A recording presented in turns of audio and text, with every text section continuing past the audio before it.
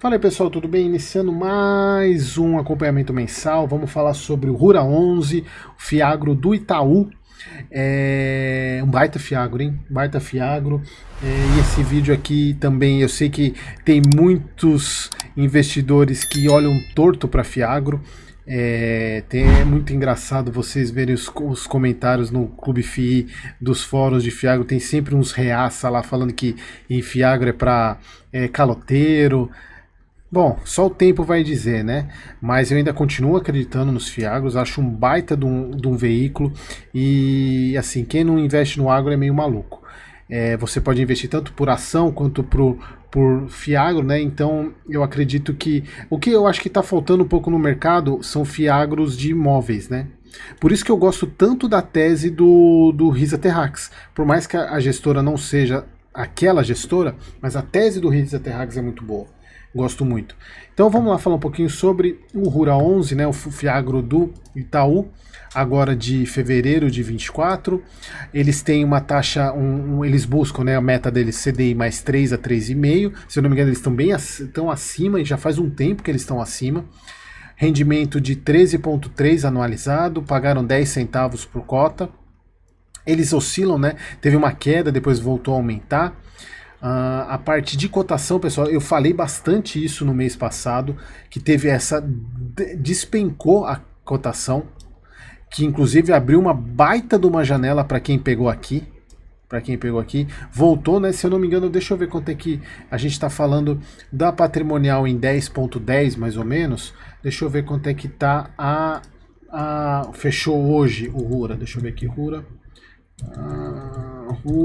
11. 9,82, então ele está por aqui, ele está abaixo do valor patrimonial ainda, então ele voltou a cair, né? Voltou a dar uma quedinha aqui.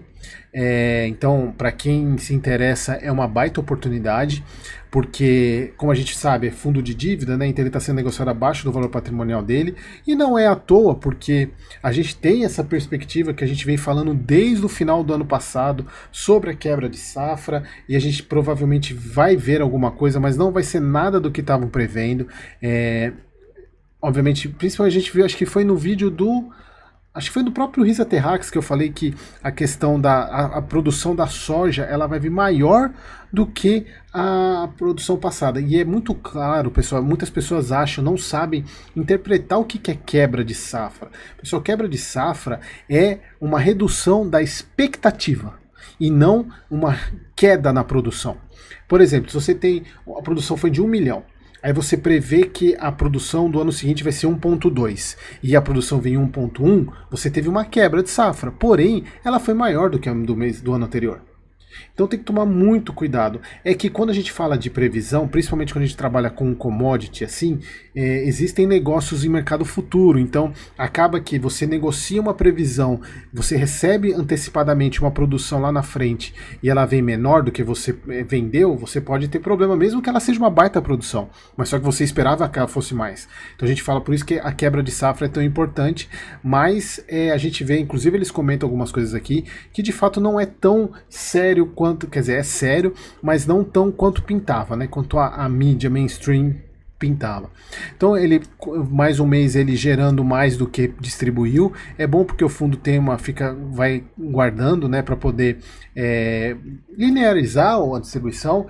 Continua alocando os recursos da emissão, mês após mês, ele vem alocando pouquinho por pouquinho, demora, né? Eles até colocaram, acho que no relatório de janeiro, se não me engano, que até fevereiro eles já teriam alocado tudo, não alocaram ainda, continuam estruturando algumas operações, então a gente vai continuar acompanhando, porque pessoal, a gente olha só, se ele tem uma carteira CDI mais 4, tudo que está em caixa está rendendo menos 4%.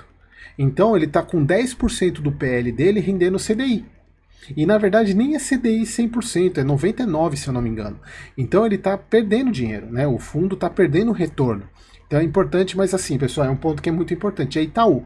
Itaú, bancão, não é tão simples assim alocar, porque é uma base de cotistas do banco. Então, a gente tem qualquer problema aqui, a gente está vendo investidor pesadíssimo e arranca gestor fora. Então, tem que ter de fato uma diligência muito grande. E a gente vê aqui exposição setorial, isso é o que eu mais gosto no Rura, a diversificação de exposição setorial, gosto muito, garantia maior parte em alienação de terra, ou seja, imóvel em real, aumentou um devedor esse mês. Vendedor, a parte de ticket médio é de 26 milhões. E aqui a parte dos comentários, né? Colocando que o fundo de gestor terminou no 24 em fevereiro com 90% do patrimônio. Eles colocam que fizeram alocação de um novo produtor rural tanto é que aumentou aqui, né, para 55, estava 54. Produtor de rural de grãos e pecuarista, cotação nos estados de Minas Gerais e mais recentemente em Tocantins. E eles colocam que as duas operações que comentamos no último mês, que estavam em estruturação atrasada, tiveram as últimas pendências sanadas e estamos encaminhando para liquidação nesta quinzena de março, o que irá levar o fundo para 96% da alocação. Então, pessoal, isso aqui eu não vou levar muita fé, só quando sair o relatório de fato eles alocaram, eu venho aqui e falo, beleza, porque já tá, acho que no segundo ou terceiro mês de atraso. O que eu falo para vocês, a burocracia do Itaú não é simples como uma gestora menor, né, em termos de a gente está falando de um bancão, né? Então aqui, ó, seguimos com o nosso acompanhamento dos próximos devedores, com visitas às principais regiões produtoras e temos exposição na carteira segue saudável. Aqui eles colocam que eles visitaram o produtor, que eles tiveram algumas conversas, mas assim, eles até prorrogaram um pouco a questão do recebimento, mas sem problema nenhum. Eles colocam, vale comentar que tivemos o produtor rural de grãos de algodão na carteira que teve um atraso na colheita de soja no oeste, na Bahia, o que acabou até beneficiando sua lavoura por ter conseguido uma janela climática mais favorável para as áreas de soja mais tardia na região. Eles colocam que postergamos a parcela devida de fevereiro para o mês seguinte, apenas para casar com o recebimento da colheita, ou seja, sem problemas nenhum. Então eles falam que continua, eles falam que isso não representa piora na qualidade do crédito, nenhum, é só a questão da mudança por causa do atraso da plantação. Colocam que eles têm diversificação em segmentos e culturas, garantia, então eles colocam que tem conforto com a operação do fundo, que eu também acredito, também. Aqui eles colocam que seguem monitorando com atenção a questão do agro, mas acreditam na resiliência do nosso agro, reiterando que a carteira do Rura segue saudável e sem perdas. Aqui eles fazem um balanço de 2 anos, o fundo completou agora, 60 mil cotistas, tivemos o recebimento de mais de 560 milhões de pagamentos de juros, prêmios e amortização.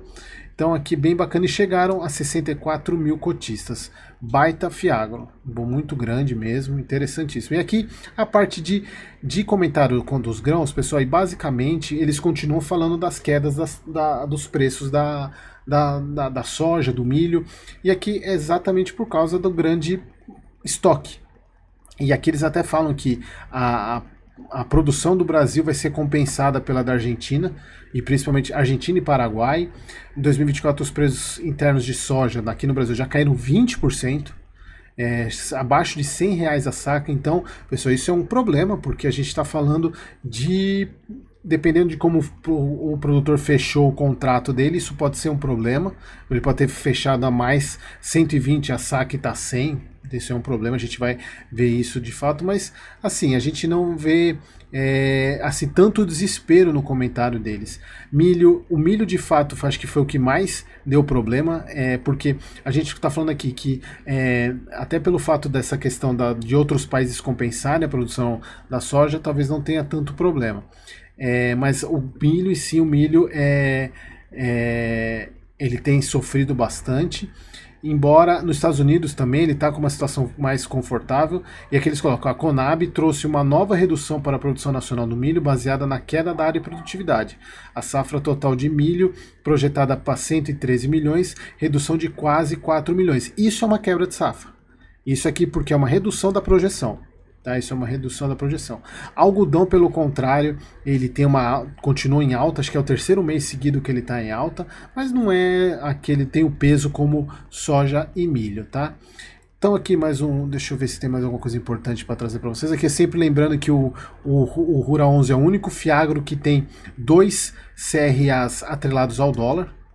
É uma diversificação interessante para a carteira, mas balãozinho saindo ali.